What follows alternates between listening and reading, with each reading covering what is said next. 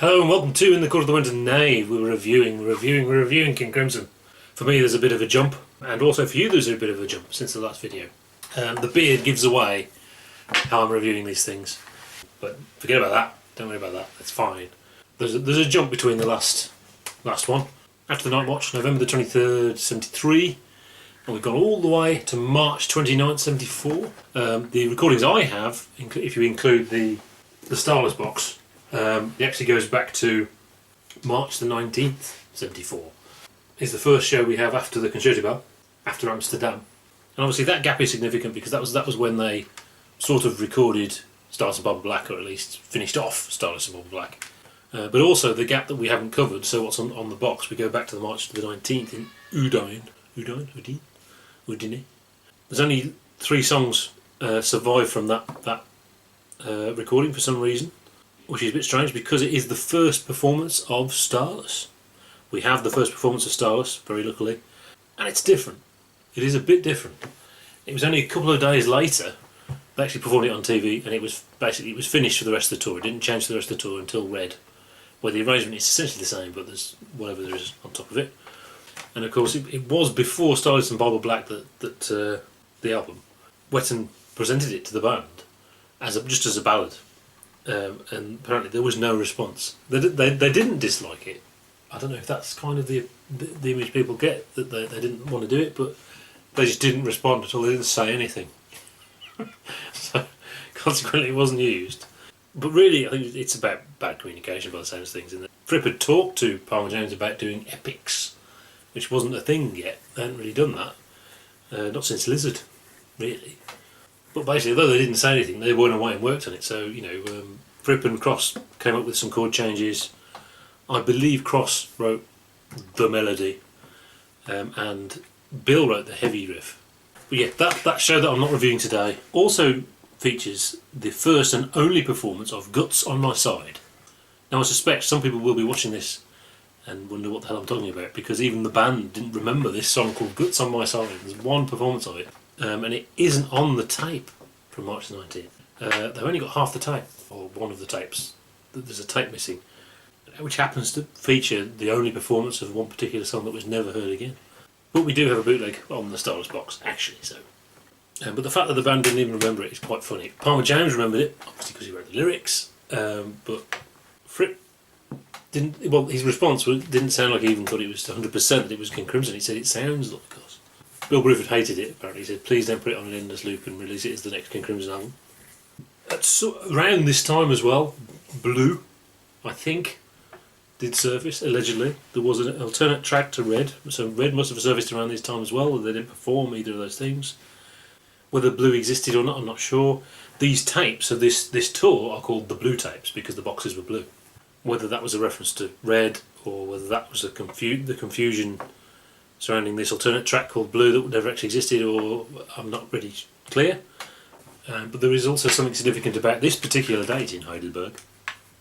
It's a pretty good show, but also Starless and Barbara Black was actually released on this day, so that's cool. That's pretty cool. I think worldwide, from what I've gathered. Maybe in the US it came later, I don't know. They are still in Europe at the moment, obviously. So yeah, in chronological terms, not only do you need to listen to some previous shows, but also the video. Remember, there isn't very much video, so it is significant. When they did 4 songs in France for TV, and it is recorded, it is on the box set, and it is great, actually, so that's worth checking out before you get to here.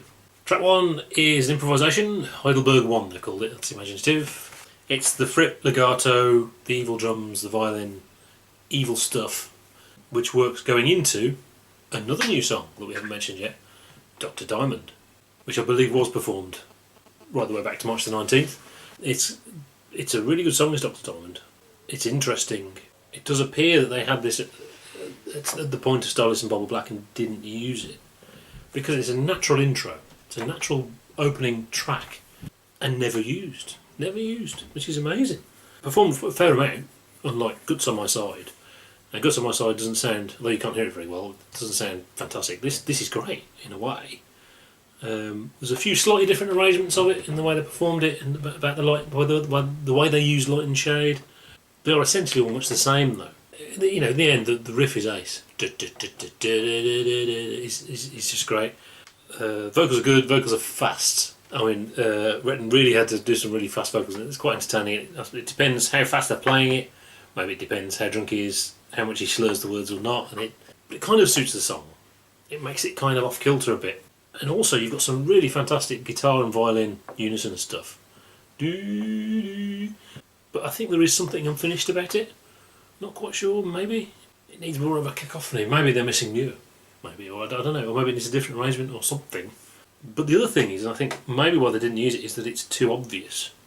It's not a million miles from Lark's, the intro to Lark's Part 1, rhythmically. So to open the album with that after Lark's Songs in Aspic would have really not been the best thing to do, whereas Great Deceiver is a sort of really left field crazy thing. So that's cool. It's interesting how important to the sound David Cross is, and you have to remember at this point, this was where he was starting to be lost, supposedly. He was starting to be lost, he was starting to drift away from the other members of the band, and starting to get flattened by the flying brick wall on stage, and this was blunting his hearing, and he was unable to be focused on the performances as much as he was. And yet, I'm going to say this throughout the next few albums, is that he's really good. You know, I mean, there are occasions on things that are just soundboards on the box set where he's not completely in tune and things like that. But there are moments when he's fantastic, he's playing fantastically, and they're absolutely crucial. Right to the very end, there's improvisations which totally rely on the violin. So that is really interesting, that the document is kind of there, that he was out on a limb a bit, but not really. Apparently Palmer James came to visit them at one point, and he did say he noticed off stage Cross was quiet and not really with it, but on stage he was killing it. And I'd agree with that from what I can hear on these recordings. Of course, what are on these recordings aren't the actual performances. This is a recording of something, so these are a different thing. And on here, the violin is wonderful. So yeah, that's the end of New Songs. Although I'm going to talk about Starless in a minute. On the end of the track is, well, it's a Fripp announcement, and he's quite funny on these announcements. He's quite witty. I don't know whether people would expect that or not, but he's going to overcome classic announcements and find his own voice. And he says he's going to borrow from an Elmer Gantry. I think it's Elmer Gantry. Don't know who that is. Quote about, he says, hands up those who like it, fuck off those that don't. And that's the end of the announcement. So great, excellent. Track 3 is Exiles. It's quite heavy here. I mean, the thing about Exiles, it's one of those tracks where I'm going to be talking about it every week, and it's always going to be the same. But this one stands out for some reason. It just seems a bit more intense. It's like they're really letting loose, maybe after playing a new song, which is a bit of a wobblier thing, to something they're really used to. Cross is absolutely awesome on this one. It's also very, very long. The intro is long. I mean, I'm surprised they didn't list it as an improvisation, actually, as well. Having said that, there might be a slight train wreck after the intro. I think maybe Bill comes in the wrong place, or maybe Cross comes in the wrong place, or there's something. But regardless of that, we've gone from 73 to 74, and you can see it straight away how much heavier they are in 74. Things have taken a turn for the heavier, and the flying brick wall is looming closer. And then we have another improvisation, Heidelberg II, another imaginative title. This one's much more funky, a bit atonal kind of thing, but it's very intense. It's kind of dependent on Fripp soloing, in the soloing sense. And there's some nice sort of dissonant stuff right at the end with the bass. You can't hear the violin while that's going on. It kind of grinds to a halt then, and you realise that for whatever reason Fripp was the only one who had anything to do, and he was driving it. That's what it feels like to me anyway. But it's nice when you can hear Cross again at the end. Flutes and mellotron. Track 5 is Starless, but the start is the Night Watch jangle. I don't know if that's a mistake, or maybe they thought about using that as an intro, I don't know. Then it's Starless. Yes, it is. So as I said, by 10 days into the tour, the arrangement is fixed, and as they played it on the TV show as well, is fixed. So only the the first couple of days was it different. The violin does the main theme. Cross wrote it. And Fripp has a solo, and there's a violin solo. The big crescendo doesn't fly like the horns do on the album. It needs the horns to really do that bit. And then they go straight into Night Watch. And it's a good one, as always. I think the vocals are okay with that one. That's a good vocal one. Then we got Lament. Lament survived the whole tour, you see, they kept playing this. I've always liked it, but it's not a mega popular one. As I said, it's a kind of mishmash of different things. it got better as it went along. It was definitely better in '74. Track 8 is Easy Money. It's a short-ish version. It's a bit of a meh version, bit meh. And then we have Fracture, except it's only 3 minutes of it. It's just the intro bit. And I think this is because generally they would have 2 tapes and we haven't got a second tape. Or they only had 1 tape and they didn't record the end of the concert. I'm guessing it would have been Fracture, Talking Drum and Locks too. Some of the concerts they would have done Schizoid as an encore, but not always. See you next week for Mainz '74, which is a good one.